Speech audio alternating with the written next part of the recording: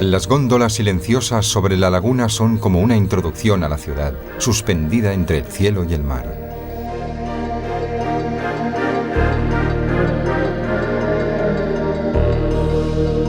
La ciudad de Venecia, declarada junto con su laguna Patrimonio Mundial por la UNESCO en 1987, es única.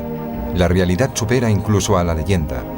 Casas, palacios, iglesias y calles surgen literalmente del agua, y todo aquel universo urbano del que tanto ha oído hablar el visitante se halla realmente allí, intacto como en ningún otro lugar del mundo.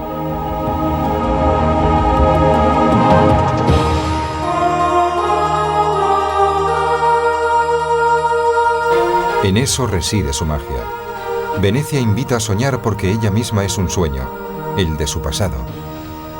Y sin embargo, ese pasado legendario puede verse, palparse, pisarse perfectamente. Un pasado que siempre está presente ante las miradas ávidas y asombradas de los visitantes.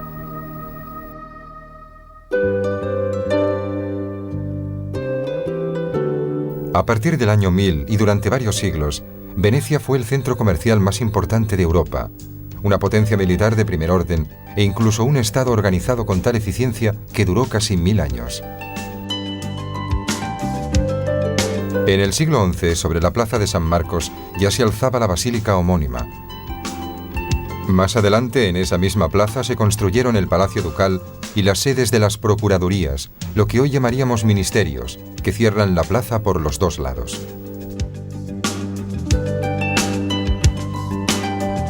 El campanile, uno de los símbolos más conocidos de la ciudad, fue reedificado en 1912 tras su derrumbamiento, acontecido pocos años antes y que afortunadamente no produjo daños personales ni afectó a los monumentos cercanos. En la actualidad resulta fácil observar la pompa, los colores, la variedad de estilos y el continuo aire festivo que parece impregnar el lugar siempre lleno de turistas. Los cafés del siglo XVIII son fruto de la época en que Venecia, ya en plena decadencia, ofrecía una vida cosmopolita llena de diversión y de atracciones. El Palacio Ducal era el hogar del dux y de las más altas magistraturas. Reyes y embajadores extranjeros quedaban impresionados ante semejantes magnificencias.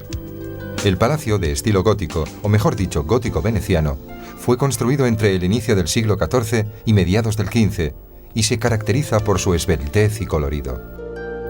La parte inferior del palacio está completamente rodeada de arquerías, mientras que la parte superior, la que alberga los salones, está revestida de mármoles policromados. En el interior del palacio existe un gran patio circundado de escaleras, palcos y estatuas, al que antiguamente se abrían los enormes salones, literalmente cubiertos de pinturas.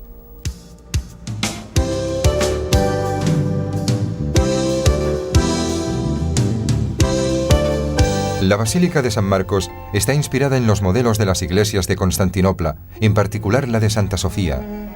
De hecho, el Imperio Romano de Oriente era el mundo del cual su comercio obtenía la principal fuente de beneficios y en el que se inspiraba para el arte del gobierno y la tradición artística. A mediados de la Baja Edad Media, la ciudad se convirtió en una síntesis entre Oriente y Occidente. San Marcos se presenta hoy como un cofre relicario igual que las antiguas iglesias bizantinas.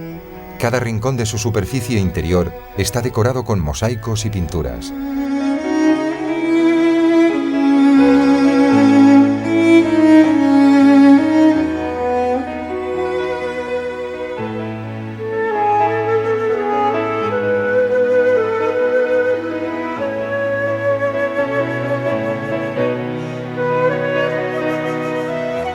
Detrás del altar se encuentra la famosa Pala de Oro, una admirable obra de orfebrería cubierta de piedras preciosas y de esmaltes.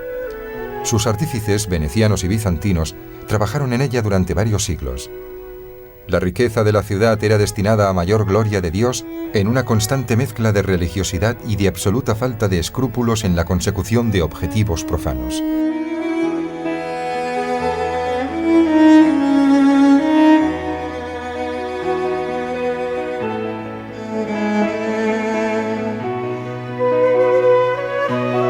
La ciudad fue construida sobre los muchos islotes de la laguna, oportunamente unidos entre sí por puentes, y reforzados por una cimentación artificial, basada en troncos de árbol profundamente hundidos en la arcilla arenosa del fondo.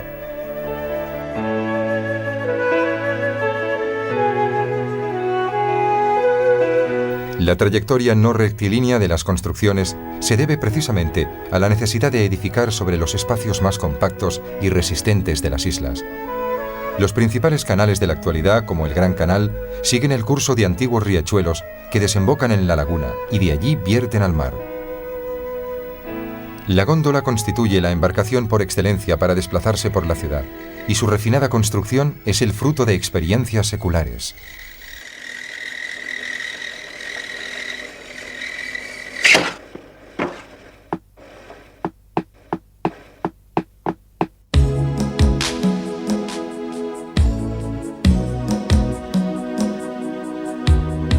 En los pequeños astilleros artesanales se fabrican y reparan las góndolas. El de San Trovaso es el más conocido y también el más grande de los que aún existen. La góndola, una embarcación de origen antiquísimo, tiene una longitud de 11 metros y está perfectamente equilibrada para que el gondolero pueda remar de pie.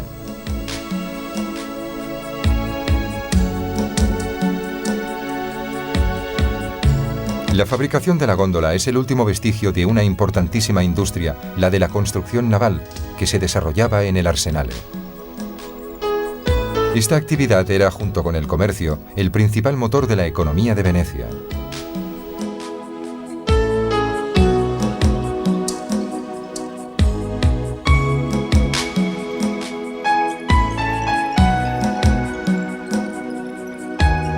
El Arsenale brindaba a Venecia una autosuficiencia en lo referente a la navegación y convertía a la ciudad en el árbitro del destino de los demás estados, ya que sus embarcaciones eran indispensables para la guerra y el transporte. Entre otras misiones, las naves venecianas condujeron a los cruzados a Tierra Santa. Estas expediciones constituyeron el mayor negocio en la historia de Venecia, porque con las cruzadas la ciudad pudo expandir notablemente su imperio comercial por el Mediterráneo.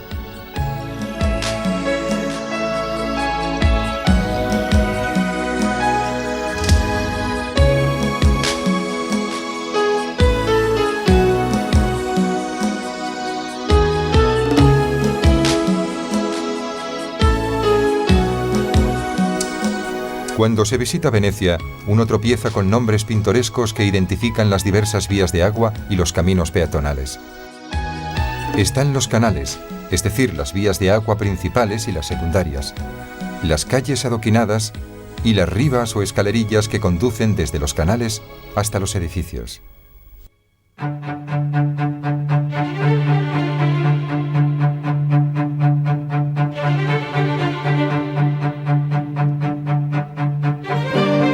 Durante siglos el Gran Canal ha estado atravesado únicamente por un puente, el de Rialto, cuyo aspecto actual se remonta a 1592. La construcción consta de un solo arco coronado por una serie de arcadas. A la entrada del puente todavía se alza el palacio que fue sede del Fondaco dei Tedeschi, Fonda de los alemanes, uno de los muchos albergues para extranjeros repartidos por toda la ciudad.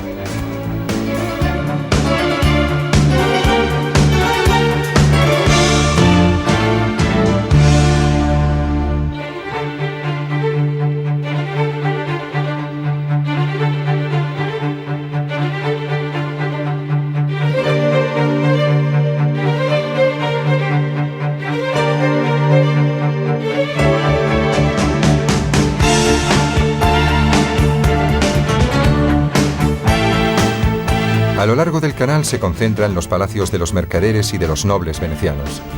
En origen se trataba de edificios multifuncionales, en los que se hallaban los almacenes con acceso directo al agua, las oficinas, los salones para recepciones y la vivienda de los mercaderes.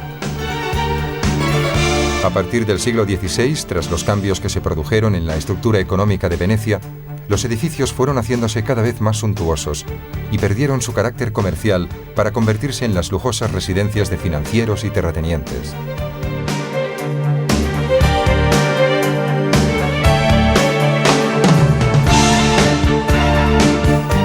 De ese modo, el Gran Canal transformó su fisonomía con una serie ininterrumpida de fachadas multicolores finamente adornadas de estilo gótico primero, como en el caso del Acadoro del siglo XV, renacentista posteriormente como el Palacio Corner y más tarde de estilo barroco como en Carreggionico.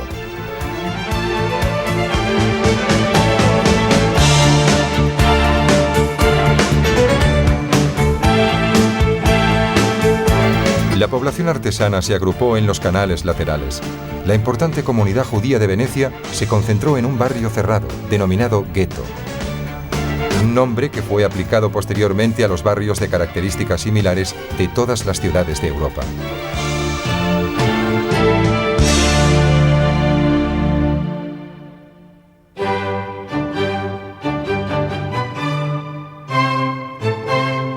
A vista de pájaro, la ciudad aparece muy compacta, resultado del espacio que con grandes esfuerzos se había arrancado a la laguna.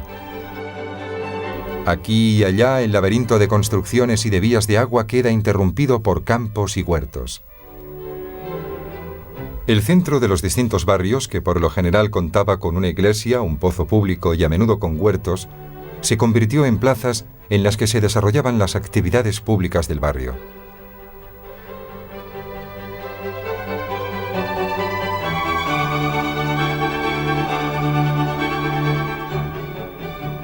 Cabe destacar el Museo del siglo XVIII veneciano.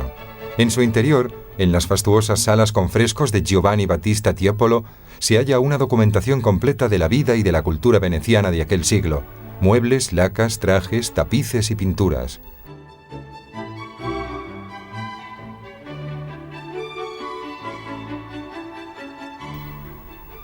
En palacios como este se celebraban las legendarias fiestas venecianas, cuya libertad de costumbres, lujo y belleza habían hecho famosa a Venecia en toda Europa como capital de la diversión.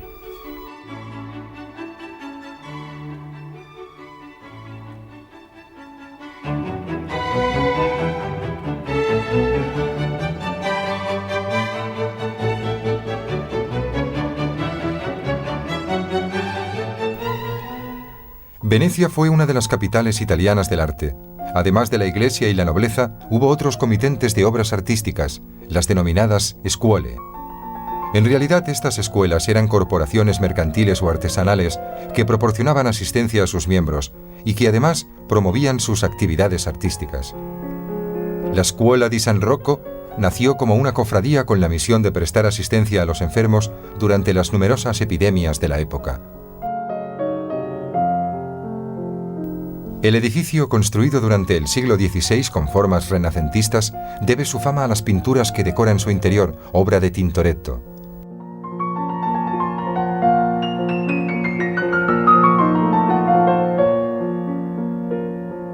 Para la decoración del techo se convocó un concurso en el que participaron muchos de los grandes pintores de la época.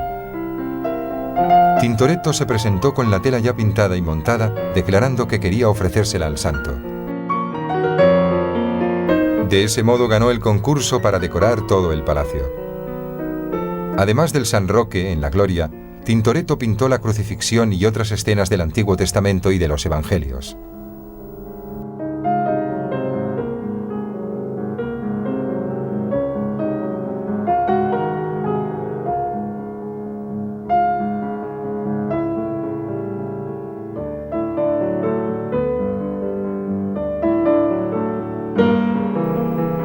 Todos los barrios de Venecia han conservado intactas las características del pasado.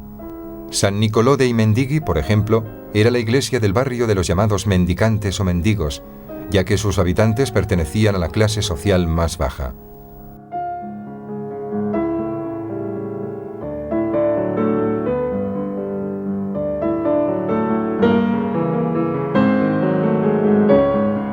Esta es una de las iglesias más antiguas de la ciudad y aún conserva claramente la estructura veneto-bizantina del siglo XIII, es decir, aquel estilo que ligaba a Venecia con la tradición oriental.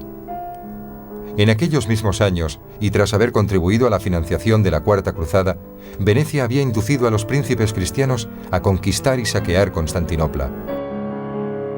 Un recuerdo simbólico de este suceso son los caballos de San Marcos, que formaban parte del botín conseguido por los venecianos en el saqueo de la ciudad.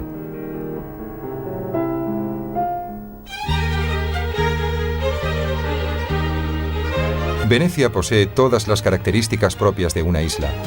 El transporte de mercancías se lleva a cabo normalmente por los canales, evitando así el ímprobo esfuerzo de tener que subir y bajar los centenares de puentes y puentecillos que menudean la ciudad. Las personas pueden elegir entre desplazarse a pie o utilizar los vaporetos municipales, un equivalente de los autobuses y los tranvías de las ciudades en tierra firme.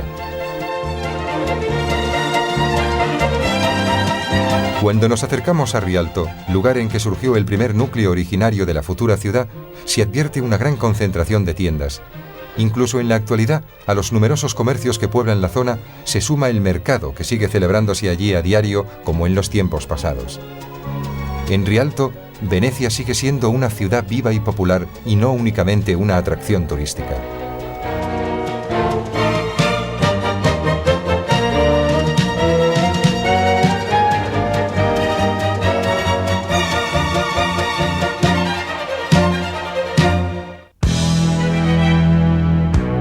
Recientemente se ha reactivado la tradición del carnaval y durante la semana fatídica, Venecia sufre de nuevo una invasión de centenares de miles de personas.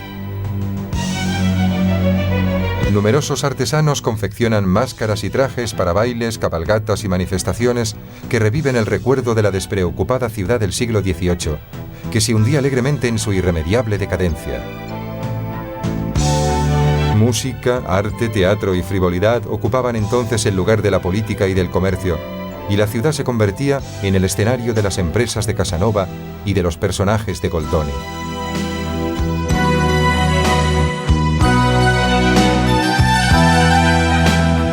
Con una precisión fotográfica, los artistas venecianos de aquella época dejaron constancia para la posteridad de aquel mundo fantástico.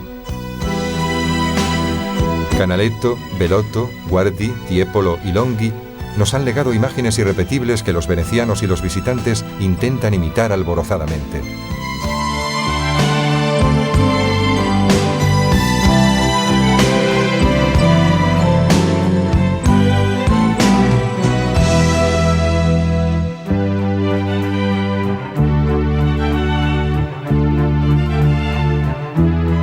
El Carnaval de Venecia, con todo su colorido y su espectacularidad, desprende el perfume de un mundo finiquitado por el que no obstante se siente una desesperada nostalgia.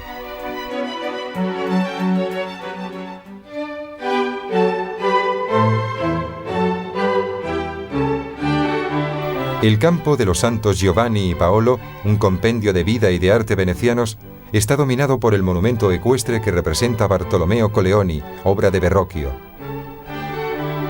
Los conventos que ocupaban un lado del campo constituyen en la actualidad un hospital civil, mientras que la escuela de San Marcos y la iglesia de los santos Giovanni y Paolo cierran por los otros lados.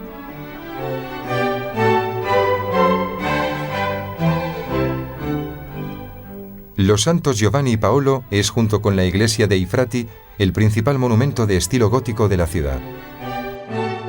En su interior se hallan las urnas sepulcrales y los monumentos conmemorativos de los grandes dux de Venecia, cuyos solemnes funerales se celebraban precisamente en esta iglesia. Entre las numerosas obras maestras que alberga se encuentra la capilla de San Domenico, adornada con una enorme tela de Giovanni Battista Piaggetta, en la que se representa la gloria del santo en medio de una explosión de preciosas esculturas barrocas.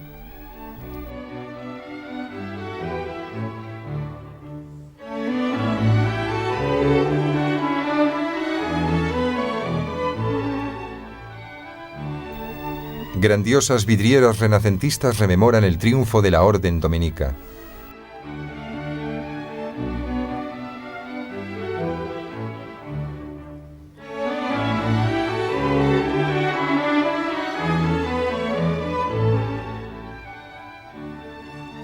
Otra obra maestra de la pintura es el Políptico de San Vicente Ferrer, obra de Giovanni Bellini, que representa al santo entre San Sebastián y San Cristóbal.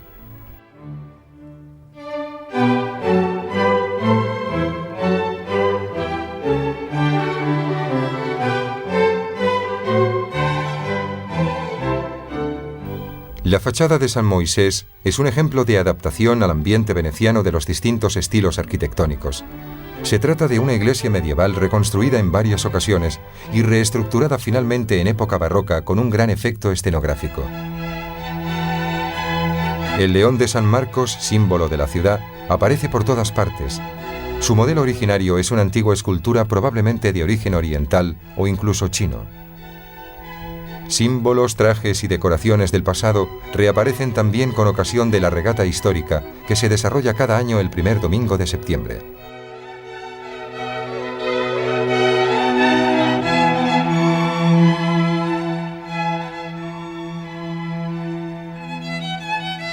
Al final del Gran Canal, justo donde se abre la cuenca de San Marcos, se alza la iglesia de Santa María de la Salute, la obra maestra de la arquitectura barroca veneciana construida por Baltasar Longhena para celebrar el final de la terrible peste del siglo XVII.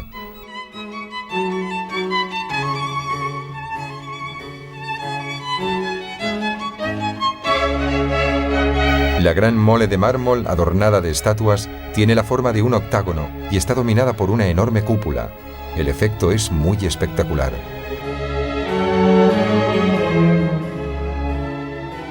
En el exterior y el interior, las esculturas y las pinturas exaltan la figura de María, reina del mar y protectora de Venecia.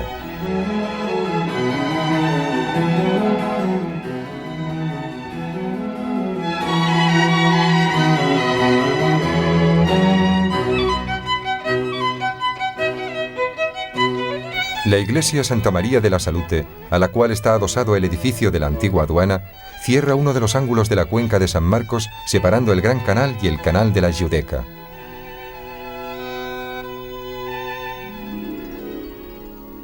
Esta ciudad, cuya gestación y desarrollo fueron tan laboriosos, es en la actualidad un lugar ideal para que jueguen los niños, ya que no están amenazados por los peligros del tráfico automovilístico.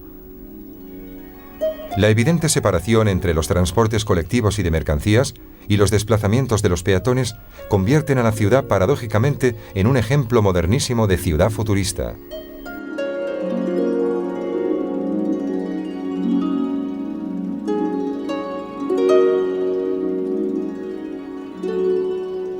Venecia es inseparable del ambiente de su laguna, que en el pasado la protegió de los ataques enemigos, le facilitó el alimento y marcó la dirección de su desarrollo económico.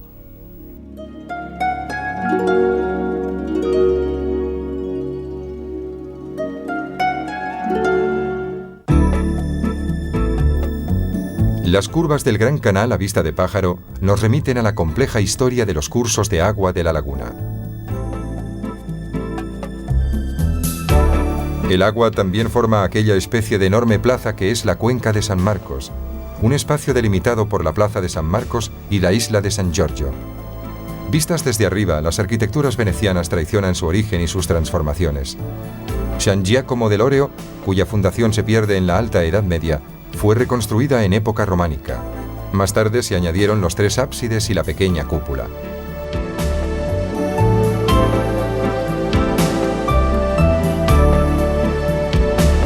En cambio, San Giorgio Maggiore, en la isla homónima, muestra claramente su nítida disposición del siglo XVI y la distribución geométrica de sus claustros.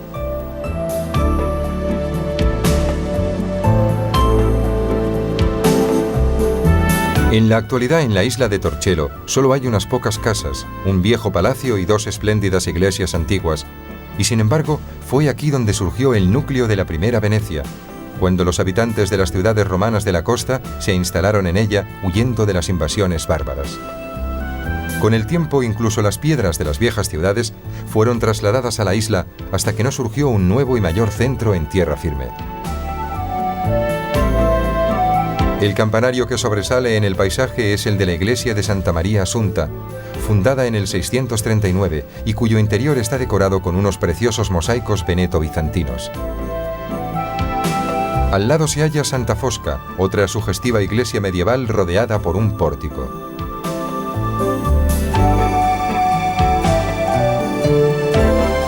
Entre los siglos VIII y IX, la población se desplazó de nuevo hacia las islas, al lugar donde luego se formaría Rialto, primer núcleo de la actual Venecia. Y también las piedras siguieron a la población hasta que Torcello quedó casi abandonada y recuperó su antigua fisonomía campestre. La vecina isla de Murano aparece abarrotada y multicolor.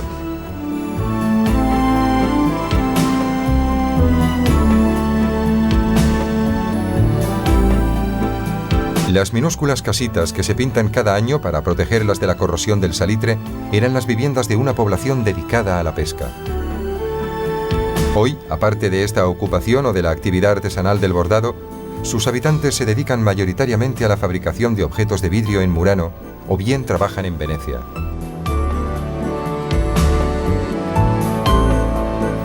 Siguiendo por la laguna cerca de Venecia se encuentra la isla de Murano.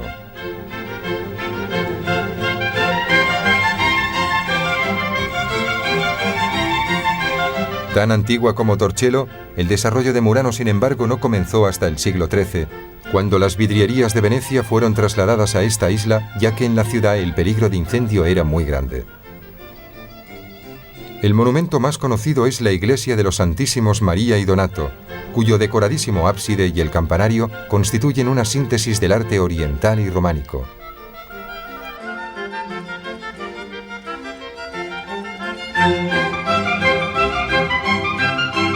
El arte del vidrio está tan desarrollado que se le ha dedicado un museo, situado en el Palacio Justiniano. La visita a uno de los numerosos talleres y a las fábricas de objetos de vidrio resulta fascinante por el conjunto de aspectos artesanales que presenta, sobre todo en la producción de jarros, botellas y lámparas de vidrio soplado.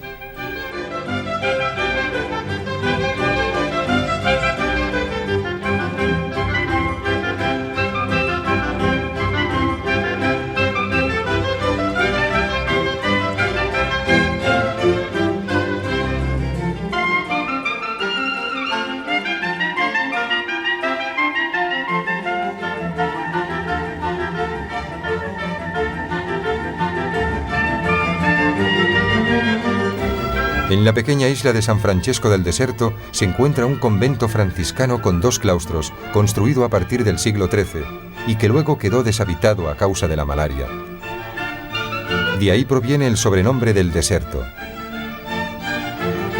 No obstante, a partir de mediados del siglo XV, los monjes volvieron al convento donde todavía permanecen.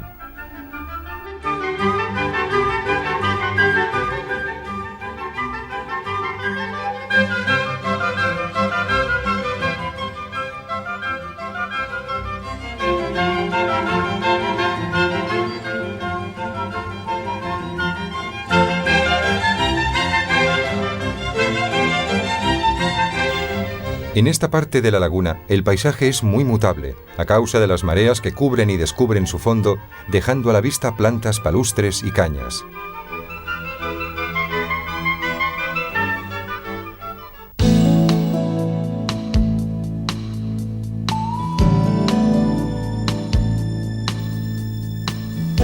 El Lido es uno de los cordones litorales que separan la laguna del mar abierto.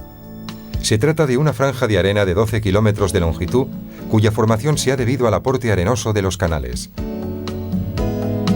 A mediados del siglo XIX, el descubrimiento y la afición por los baños de mar y la admiración que sintieron por la bellísima playa los poetas románticos propiciaron la transformación de la isla en un centro turístico. Así se levantaron grandes y lujosos hoteles como el de Ben y el Gran Hotel Excelsior, cuya fama se consolidó muy pronto gracias a la afluencia de ilustres y ricos visitantes procedentes de todos los rincones del mundo. La construcción del casino y la institución del Festival de Cine de Venecia añadieron el toque final al cosmopolitismo del Lido.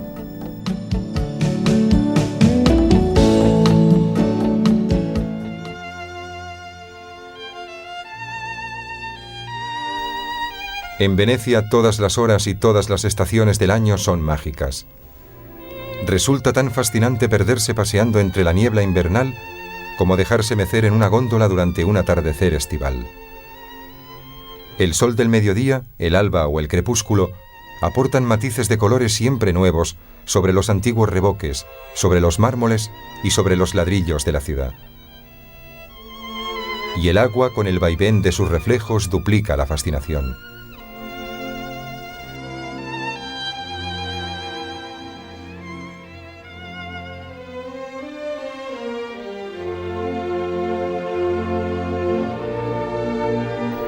La atmósfera de ensueño ejerce un profundo efecto sobre el visitante, que encuentra aquí una ilusión inusitada y singularmente seductora, un auténtico bálsamo para el alma. La fragilidad de Venecia en cierto modo nos conciencia de la precariedad de la vida y de las infinitas maneras de conservarla.